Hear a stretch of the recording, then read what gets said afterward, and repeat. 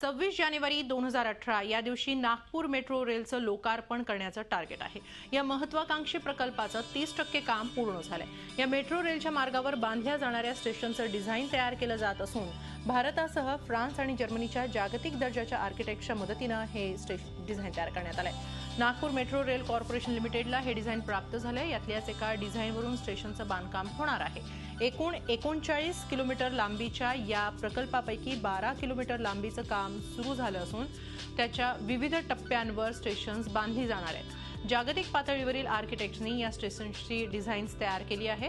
नागपूर मेट्रोचं आणखी एक वैशिष्ट्य म्हणजे देशाला पर्यावरण पूरकतेचा संदेश देताना ही मेट्रो सौर ऊर्जेच्या माध्यमातून धावणार आहे। सर्व स्टेशन्स इतर इमारतींवर सोलर पॅनल्स बसवली जाणार आहेत। त्यातून तयार झालेली सौर ऊर्जा मेट्रो रेल सेवेच्या विविध कामांमध्ये उपयोगी येईल। एकूण ऊर्जेपैकी 65% ऊर्जा या माध्यमातून येणार असल्यानं विजेचा वापर अत्यल्प होणार आहे।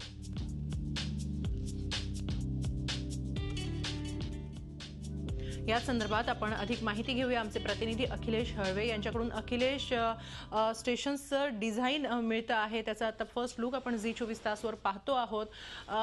काय सांगाल, कसं मेट्रोचं नागपूर मेट्रोचं हे काम सुरू आहे? या स्टेशन संबंधी आणखी काय माहिती आहे?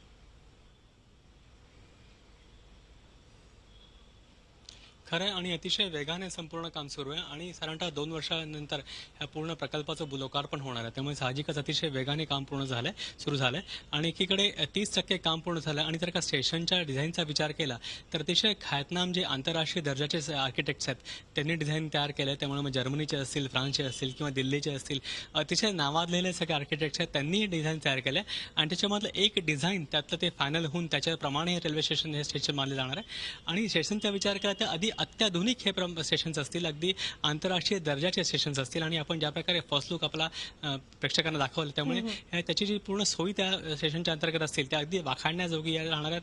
अगदी म्हणजे आणि सर्वात महत्त्वाचा मुद्दा त्याच्यामध्ये हा आहे की या मेट्रोनी प्रवास करणारा अगदी लहान मुलं असो, ज्येष्ठ नागरिक असो किंवा दिव्यांग असो, या सर्वांचा विचार, या सर्वांची सोयीचा विचार या स्टेशनच्या माध्यमाने केला गेला। त्यामुळे कुठलीच अडचण नको, किंबहुना या स्टेशनवर सगळ्या प्रकारच्या सोयी या उपलब्ध राहणार आहे।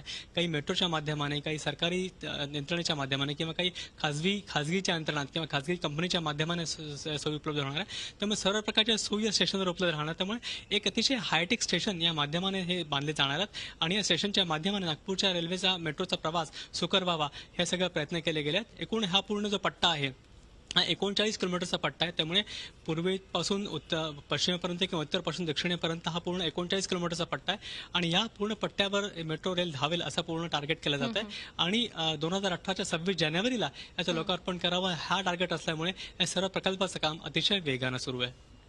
धन्यवाद अखिलेश, आपण दिलेल्या या सविस्तर माहितीबद्दल। झी24 तास रहा एक पाऊल पुढे।